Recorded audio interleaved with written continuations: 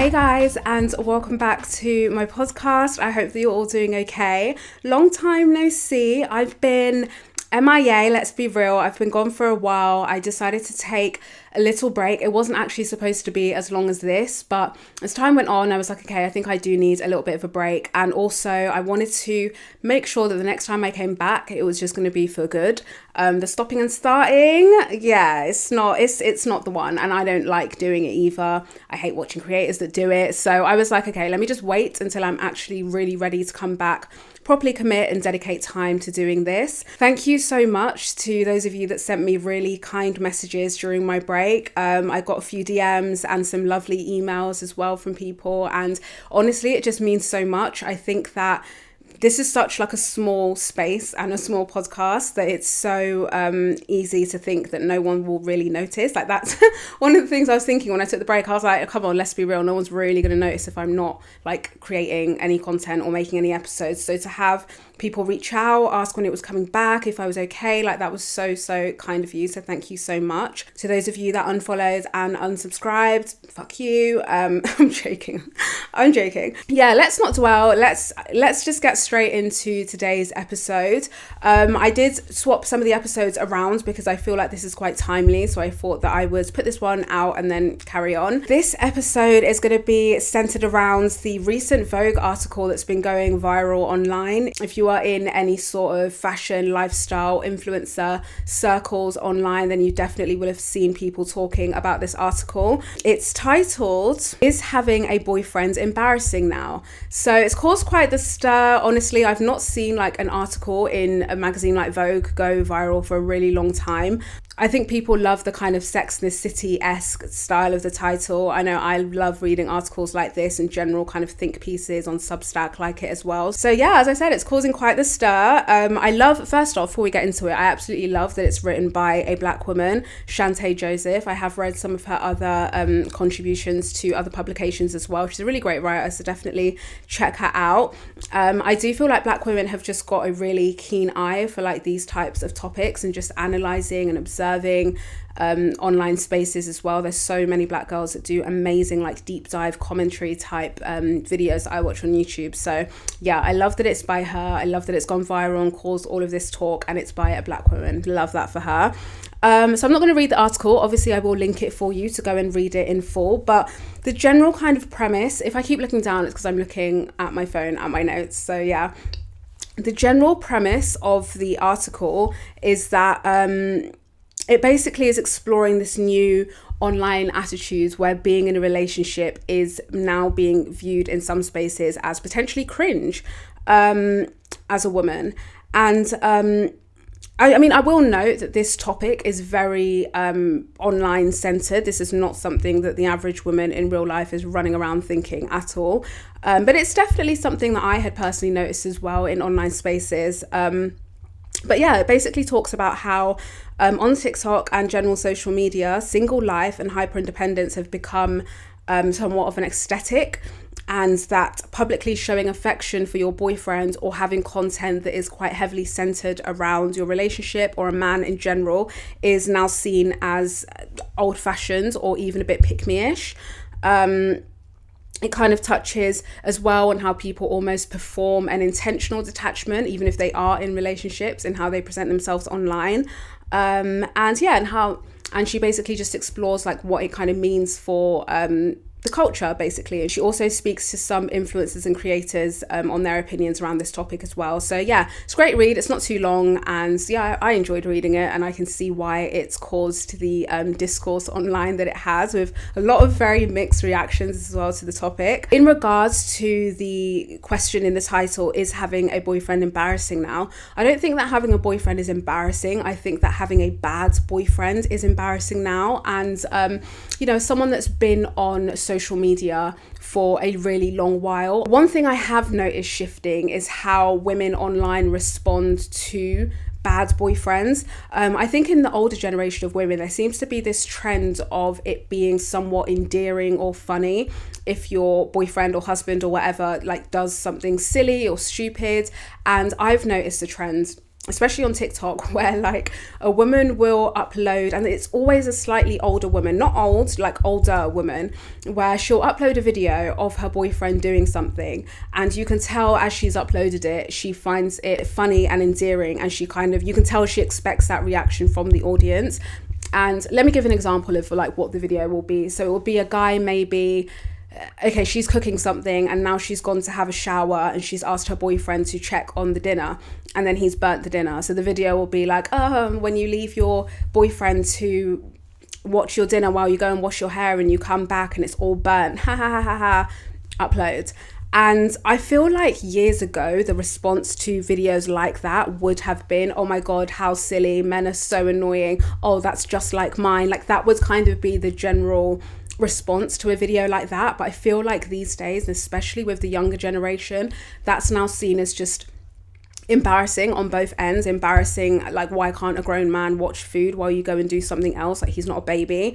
And number two, like, why are you just like accepting that and like finding it funny? Like, where's your self-respect almost, which I kind of agree with to a degree. And you know what usually happens then is the comments is filled with that sort of commentary. The woman then gets very upset and defensive, so she makes another video coming back to like explain that that was not the case, and da da da da da, and then it just gets even worse. Then she'll upload another video, and this time the man in question is now in shot, and it's like, okay, this is just let's just take it all down and move on. But they really do double down. I mean, as you would if you post something with the intention of just making people laugh, and all of a sudden people are dissecting every facet of your relationship, it probably would kind of back you up into a corner. But it never ends well, and it's really sad. But I think that style of posting your boyfriend, where it's just him being like clumsy, him being slow, him being irritating, him being inept, like that is not cute or endearing anymore. It's just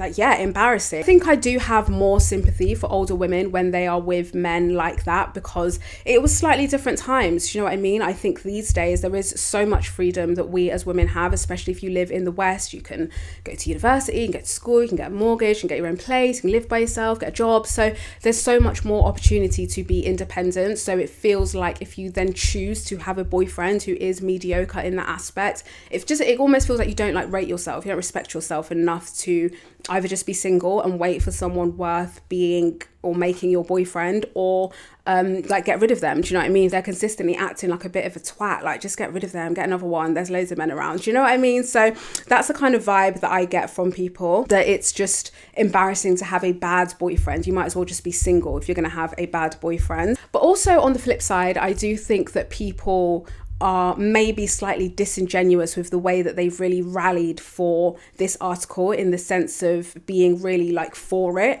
Because I think that I have noticed that trend where people think it's more cool to just be single and really embrace your singlehood. But then simultaneously, I have noticed like wedding content becoming huge now. Like, before, I feel like people used to post this carousel of like your wedding and then you move on, and now it's like you scroll on someone's page after they've got married and it's like 10 lines of content. And there are now like wedding content creators who are hired on wedding days specifically to generate content for social media. So I think in the same breath, it's like, is it embarrassing, or are we still kind of obsessed, with relationships in that way? And I do also feel like it's maybe not the boyfriends that people don't like. It feels like the standard of the type of boyfriends you're allowed to show and show off has changed, as a lot of other things in social media outside of boyfriends. Like, for example, getting a house always used to be quite a staple, surefire milestone that most people share. But I'm finding now like people only share that when they feel like they've bought a house worth sharing. I don't see people really doing it for flats anymore, or apartments, if you will. It's got to be like an Instagram worthy house before you do the standing outside with your keys. Otherwise it's just not like social media worthy, according to a lot of people.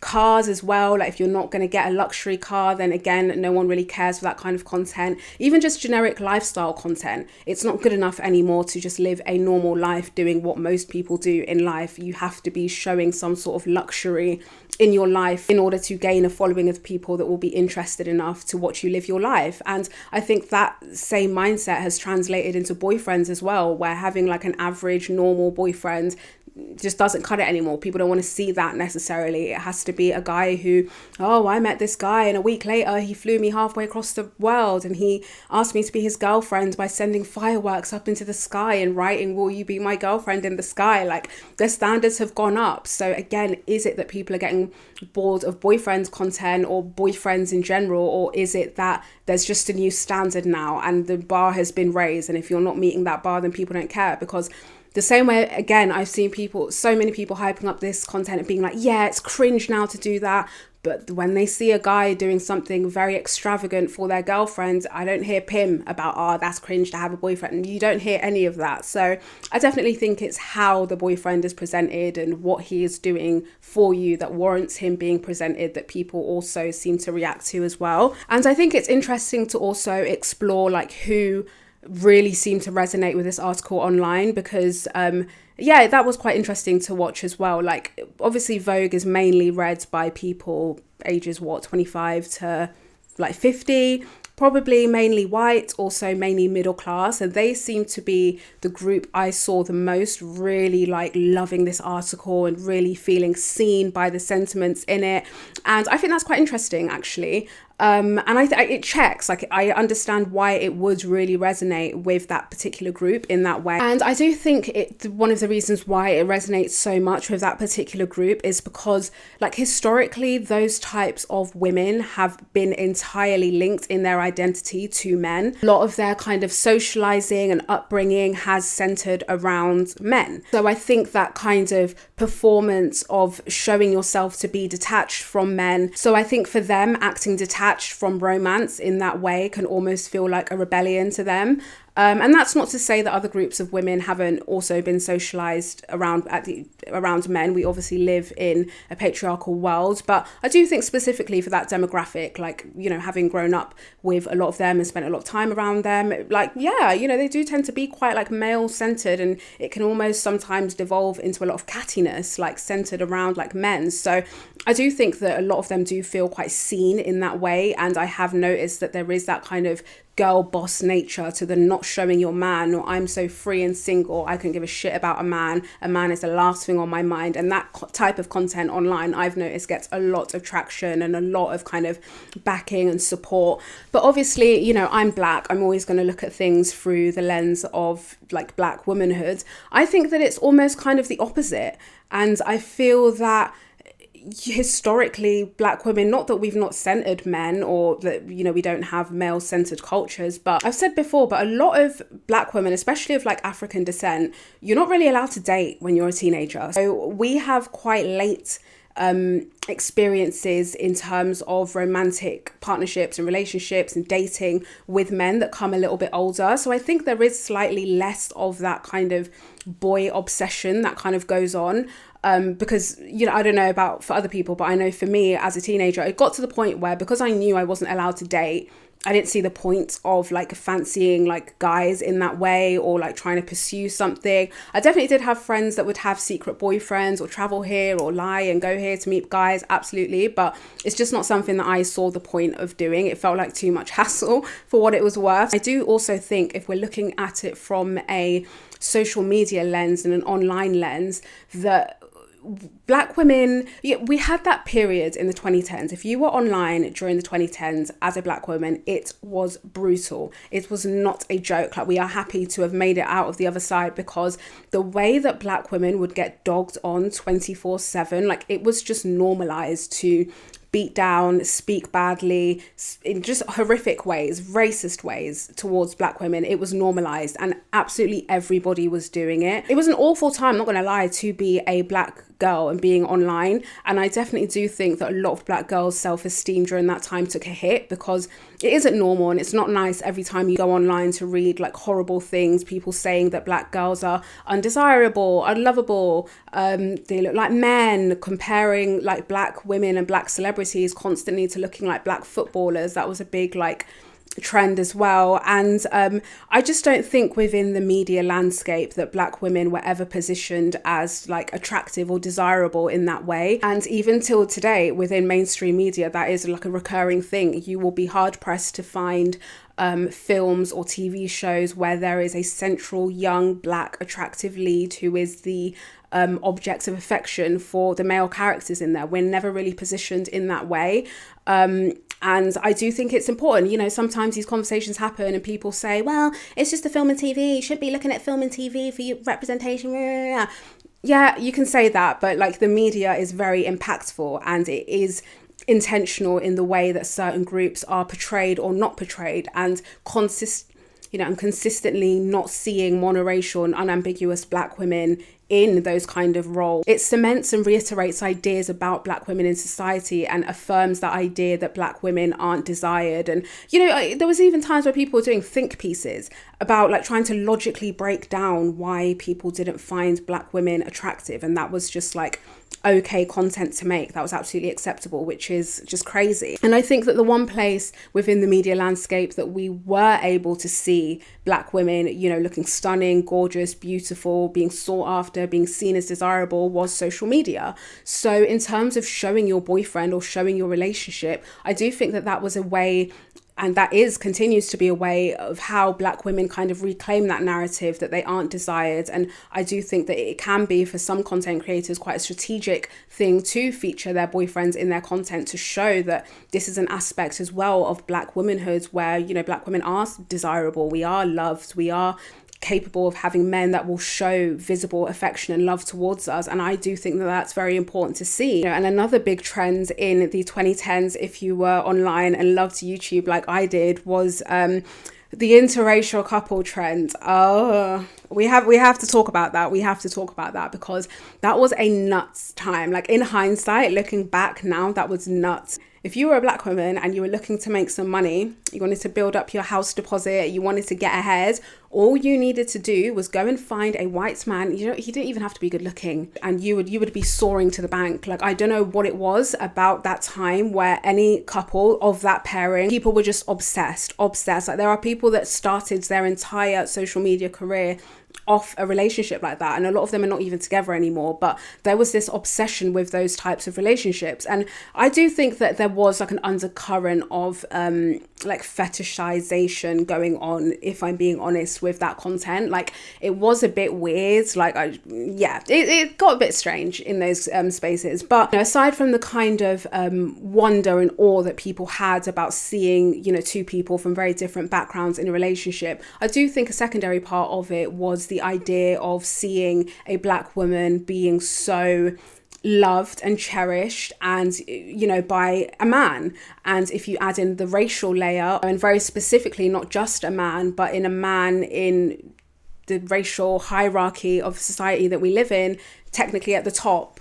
I'm not saying this is right or wrong, I'm just saying white men are perceived to be at the top. So to see white men specifically choosing to be with black women, I think there was that sort of, I don't want to say validation because it shouldn't have been that. I do think part of it was that, but also just showing and, combating this narrative. Again, as I said, that black women were undesirable and no one wants to be with black women. So to see these women have children with some of these men or have, extravagant proposals and dates and all sorts going on and spending time and filming these daily vlogs together, it was nice for people to see. And I think that it helped a lot of women kind of not feel so attacked by like that constant onslaught of black women are ugly, black women are this, black women are nasty, they smell, they this, they that.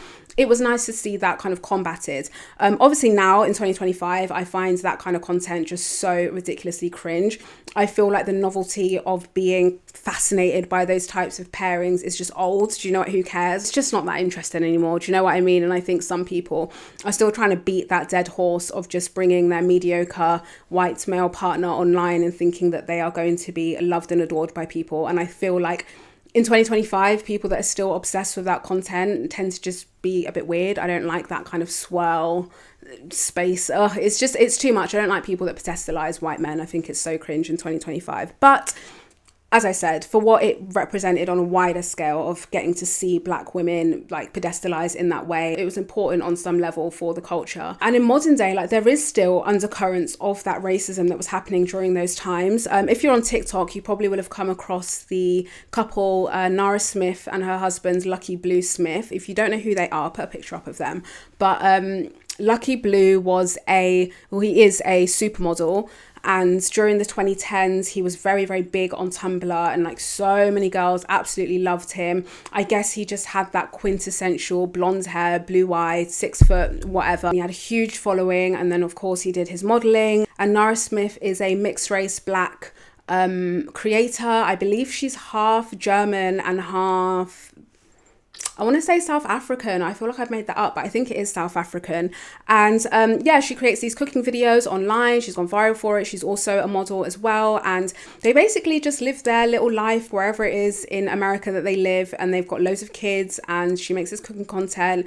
And they also go out to Fashion Week, and they still work as models. So they've kind of got the best of both worlds going on. They seem really happy together. He's always like obsessed with her and all over her and whatever. But the amount of hate that she gets is nuts. And I'm not saying that black women are ever above critique. I think it is healthy to critique content that you watch online, but I feel like with her specifically, it tends to go beyond that, and it just feels very personal, and some of the hate feels very like racially motivated as well. And I think a big part of what the hate is that she is a part black woman who is with this man who they believe is like the epitome of the perfect white man. They don't feel like someone like him should be with someone like her who is part black. And it reminds me a lot of the hate that Meghan Markle gets. Again, there are very valid reasons why you might like or dislike Meghan Markle, but a lot of the reason why it's a certain demographic of women especially dislike her is because, again, they don't believe someone like Prince Harry, their gorgeous prince who they watched grow up, should be with someone part black. And I think the darker thing about those situations are that neither of those women are very dark. If you spin your head fast enough, they look white. So the fact that they evoke that much anger and they're not even fully black, sometimes I just think God knows what those types of women think about fully black women. And, you know, fair play to Nara in response to the hate that she gets. She still does post him all the time. They post their cute couple content. She praises him all the time. He praises her. I think it's really important that she does that. And I do find her to be quite strategic in a good way with her content. And I do think that she posts him and continues to do so as a kind of pushback to all of the stupid hate that she gets, as she should. And yeah, so I do think back to my original point that for black women, posting your partner online can actually be seen in some ways as a form of reclaiming those narratives that did exist about black women back in the day, and showing that, you know, I am desirable, I am wanted, I can get a man, I can get a hot man, I can, you know, live this life that you seem to think is only reserved for a certain hue of women. Black women can have that too. And I suppose you might be thinking, well, isn't that very performative? Like, who are you trying to prove that to? I think social media overall is performative, whether you are aware of the performance and actively feeding into it, or you are a part of the performance by way of just posting anyway. Social media is here to stay. You can choose to participate and engage or not. And, you know, outside of the interracial dynamics, moving on from all of that, I think as well, black love is something that's so important to see on social media and the media in general. I think over the past decade or so, the way that black love and black families have been completely bashed in the media culturally has been awful. You know, the fact that baby mama culture somehow became something that black women were the face of is nuts. This deadbeat father. You've even got, I see online all the time, other races of people making jokes about the fact that, oh, your dad went out to get milk and didn't come back. Like, the fact that there are so many narratives, and it feels like quite a concerted effort to break down the image of a black family or a solid like black couple. Again, I think that black women choosing to share their black love is also a form of resistance and rebelling against that kind of idea that, oh, black people don't stay together, black people don't prioritize marriage or relationships. So I don't always think it's a case of, oh, she's so male-centered, she's always posting her boyfriends. I think consciously or subconsciously there is something more to it, perhaps, when black women are doing it. But I don't know, you can disagree. Perhaps I'm like way off the mark and intellectualizing it too much, but that's personally what I think anyway. In the article, she also spoke about kind of how women will you know, go so far as to even distort or hide their partners. So specifically, she says, on the more confusing ends, you have faces blurred out of wedding pictures or entire professionally edited videos with the fiancé conveniently cropped out of all shots. Women are obscuring their partners' faces when they post, as if they want to erase the fact they exist without actually not posting them. And yeah, I have to say, I do find that trend very, very bizarre. I don't know why people do it. I think it's almost like they want the social validation that comes from being perceived to be a woman who is desired and in a relationship, but for whatever reason, they don't want the identity of the man to be known. And I think, I don't know, could it be that maybe the guy doesn't really fit the social media aesthetic to be posted? Sometimes I do think that, like, in less words, like, is he too ugly to go on the feed or to show his face? Or do you know that other people won't find him aesthetically pleasing enough? Does he not match maybe the brand that you've created for yourself or the standard of men that you have that people would expect you to be with, so you hide their face? That's kind of what I lean towards, if I'm being completely honest. Or on the other side, I think, is he doing something that's making you not trust him? Like, you think that maybe someone's going to come to you as a woman if they see who he is. And as the writer said in the article as well, I have seen people do it with weddings. I think that is nuts. I'm so sorry, you're not going to convince me otherwise.